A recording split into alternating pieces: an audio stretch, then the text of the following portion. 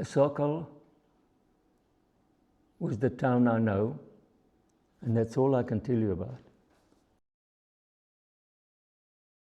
And I think it was morning. I'm not too sure, but I think it was morning. The Russian soldier came in with his gun on his shoulder, and he says, listen, you pack up, we're taking you down to the station. So we had to get up, we got up, we packed whatever we could. I don't think my mother took too many things with. And we used our own horse and sleigh to take us to the station. At the station, we were loaded into cattle trucks. Being 4 years old at that time didn't mean very much to me. I said, the only thing I can remember about the trip from Poland, and I don't know exactly which town we were from. At that time, we were on our way to somewhere. I didn't know where we were going. We finally stopped somewhere one day, and I decided I need to go to the toilet and make a poo. So I saw a train there. So I went next to the wheel, and I'm sitting having my poo. And somebody comes to me and says, hey, you can't do this. Dlaczego? I'm going to rob it. No, he says, there's a bloke that train could move and it will ride you over, so don't you dare do these things. Oh, sorry. And finally, we landed up in Syberia. My mother's job was to cut timber in the forest, and they were very strict about it. They had to achieve certain amount. If they don't achieve that, we didn't get any food. And the food, I think, was about 3 slices of bread per day for her. So she would have the 2, and I had maybe 1 or even maybe only half, but that's all we had. So she had very little food. One day, she decided, or she managed to get a square piece of sugar. And she said, listen, I want you to keep this till evening. When you've had your sandwich, you can eat the sugar. Yes, Mummy, but I would lick every now and again. By evening, I didn't have a square, I had a round one. But my mother was quite happy that I survived. And from there, as I said, we carried on. The reason I know it was winter, because there was a lot of snow and the guys were busy sliding on some sort of plank or whatever it was on the snow. Ja też chcę, I want to be there. It must be for me too. No, you can't go. Don't, why can't I go? If you're doing it, I must be able to do it. If you fall off, you will fall into the snow. The snow is 3 or 4 feet deep. It's much deeper than you are. We'll never find you and you'll die, so you can't go. So that's how I knew it was winter.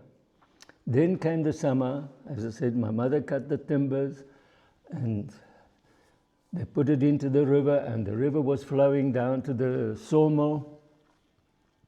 And all the guys were running over these logs to the forest to look for mushrooms, for berries, whatever else we could find so we could eat, because we didn't eat. So that's how I know it was summer. But I do remember one day I was very hungry, and I said to my mother, Mummy, I'm hungry. She says, well, I'm giving you what I've got. I can't get you more. Well, can't we say a prayer and maybe God will give us a bit of food? She says, if you kneel down now and start praying, the Russians will come and shoot you. They'll kill you right away. So don't even think like that. So that's how I knew where the communism, whatever it was supposed to be.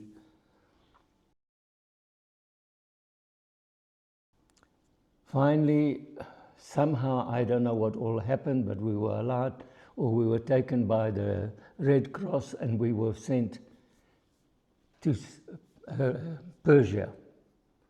Persia, my mother went to hospital with all the clothes. And she left me sitting, and I can't remember, but there was a bus or something that had to take us from wherever we landed by sea or whatever it might have been. And we got into the bus, and everybody went off to toilets and so on. I was too scared to move because I didn't know my way, and I was maybe 5, 6, I'm not sure. And I finally mess in my pants. A priest comes onto the bus. Has everybody been to the toilet? And I keep quiet. But the girl sitting behind me, she must be, now I'm about 6, she's about maybe 12, maybe 16, I don't know. Father, I think he messed in his pants. The priest says to me, did you mess in your pants? Tak is blood. And he starts, where? I start crying. In any case, finally, I had just about no clothes left because my mother had all the clothes or whatever I had with her in hospital. Finally, the priest used to pick me up and he takes me to camp number 3, where the guys had a river to swim in and they would help me in the swim. And then one of them told me, your mother has died. So that was 1940, because she died in 1940 that I picked up and what have you. Then from Persia, we went to South Africa. And we were on a ship for a while and there was a problem. And I think some of these other guys might tell you about it, where one of them managed to draw something of, I can't remember what the drawing was about, but they sent it to Jan Smuts. And that's who let us get off in Oudtshoorn or in Cape, I'm not sure if we got off in Cape Town or what, and we were then sent to Oudtshoorn. And that's when we landed up there in 1943. In 1943, as I said, I would have been, 8. And so I did the first Holy Communion. My first Holy Communion was done to an English-speaking priest. He couldn't speak Polish. So I spoke to him, and all he did is point to, on a piece of paper he had written 3 Hail Marys, which is what my penance was supposed to be. So then I finally had Holy Communion, and as I said, got confirmed at CBC and what have you. But so that's when the priest sort of took care of me at the altar. But as I said, at 8 years old, I couldn't reach onto the altar and take the heavy, big, what do you call it? Missile. You with me? So he changed that to a tiny little missile that I could handle daily with no problem. And as I said, I was there till as in 1947. And all I learned was a bit of Polish. I don't know what history or geography, or I don't remember being taught anything about that. As I said, the adults won't seem to be very interested in teaching us anything. Let me tell you what happened. We were playing soccer, and as I said, I had a number of guys who were big bullies. So this bloke one day, we're playing soccer, and when I came to attack him for the ball, listen, if you take that ball away from me, I'll bliksem you. So I stopped, and the teacher says, hey, take the ball away from him. He can't do anything to you. But that was some of the big problems we had. As children, I don't know if you know a sort of army barracks. What you have is a little call it whatever you want to call it, and your bed. There was no cupboard. So we put a blanket from the top there down, and we used behind the cupboard, the blanket, that as a cupboard. So the clothes I had, I'd put there. But I didn't have much. As I said, when we were in Persia, my mother died. And whatever we possessed went with her into hospital. Nobody gave me anything new. When you come to the evening, we would be there before supper. And the black people would do the bread that we were cutting. In other words, maybe we got 2 or 3, I don't know how many slices of bread we got. But the big thing was to say to the blokes cutting, hey, can I have a pikey? The pikey was the crust that was left, and they didn't like to put it with the bread, so they would give it to these guys. Now, I was too little then to get to the window to be able, but finally I got big enough, and I also, can I have a pikey? That would get you the crust of the bread to get you more. No, I think we got fed, but not very well.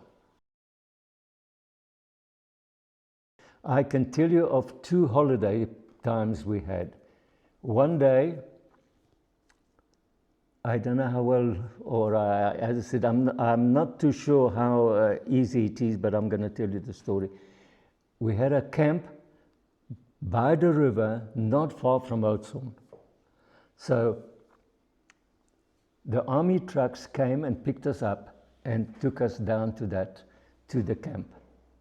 I was on one of them, and I'm sitting at the back of it, and this thing's the fumes are coming in, and all of a sudden I'm as sick as a dog. And one of the big girls, might have been 16, 18, I can't tell you how big, takes you, Feliks, I'll look after you. And that saved me, because I promise you, I was ready to, if I was left by myself there, fumes don't do you much good. So I didn't do too well there. Next one we had one day was somewhere near Mossel Bay, also in a camp, and we down to the sea. We would catch the train from Mossel Bay to Oudtshoorn, 1 or 2 hours away. So those are the holidays that I can remember and that I'm aware of that we had. Then in 1947, they said, listen, we are now closing camp. A lot of the guys went to do their apprenticeships elsewhere and become tradesmen and whatever else was going on. I was sent to Cape Town to the junior school of Salesians. And that was just when the Queen arrived in there, and we were invited to go to the soccer field to see the Queen, and I think she spoke to the girls, but the boys were told to get out of the way. Finally, they said to me, Feliks, we're going to send you to Pretoria on a holiday. I said, okay, no problem. If I got to go, I got to go. The delegate from Pretoria, the Pope's delegate, took me from Cape Town on a train and a few of the other priests, and we finally landed up in Pretoria on a corner of East and Pretoria Street, where the delegate had his house and all the rest. Finally, they put me in a car and they took me up the street to 850 Government Avenue. And there this people said, Joel, here you're going to stay with us. Now, nobody says to me anything about adopting and da-da-da-da. Finally, they tell me, no, you're going to go to school here at CBC in Pretoria. So I went to CBC, and they put me in Standard 5. I was then in Standard 5, but my English was pretty poor. So finally, the brothers decided this is not going to work. So they took me out of 5 and put me in standard 2. So I did 2, 3, 4, and 5 again. But then when my adoption papers were being done, the judge said to me, "When were you born?" "I don't know." But 13/3/1936 is, there's a rumor that that's, or somewhere, I don't know, somebody told me, might be. Well, he says, "I'm going to put that into your adoption papers, and we'll..." Finally, at the age of 18, when I wanted a driver's license, I went to the driver's office. I said, "Listen, I want driver's license, I need a birth certificate." "Oh," he says, "what's your name?" I said, "Feliks Vaskys." "We've got nothing like that. You will have to do a late registry." I said, "But the judge in the document said that it was done." "No," he says, "I'll do it for you now." And that's when 13/3/36 was. And it's drizzling and it's miserable, and I've got to, we're going to get on a plane this afternoon, and or by this evening. I just want to go home. I don't want to go anywhere. But there's a whole lot of guys swimming here. So she says to them, "Don't you guys feel cold?" "No, we do this every day." "Why? Where do you come from?" "No, we've just been to..." "You've been to Poland? What the heck did you do in Poland?" "No, my husband's been to Syberia." He's a Siberian?" He says, "Give me 5 minutes. I'll quickly get dressed. I'll show you something." Now I've got traveler's checks on me and whatever, and I think, sure, what's this guy going to do? Kill me or? In any case, I wait. Finally, he comes in. He says, "Come on, I'll show you something." So we follow him, and at Hyde Park, the Polish government was in Hyde Park during the war, and they were still there. Sikorski's Institute. that got killed. His army things were there, and they showed it to me. So this bloke says to me, "Is there anything else you would like to do?" "Yes." "Well, what do you want to do?" I said, I would like to know when I was born." He says, "What's your name?" "Feliksem Kawą." Comes back with the case, turns the page, says, "There's Kawã's, there you are." Feliksem Kawą, 14 January in 1935. Oh. Mother died 1940. Father died, or Jan died also in 1940. Marsz, marsz Dąbrowski, ziemi włoskie do Polski, za Twoim narodem złączym się z narodem.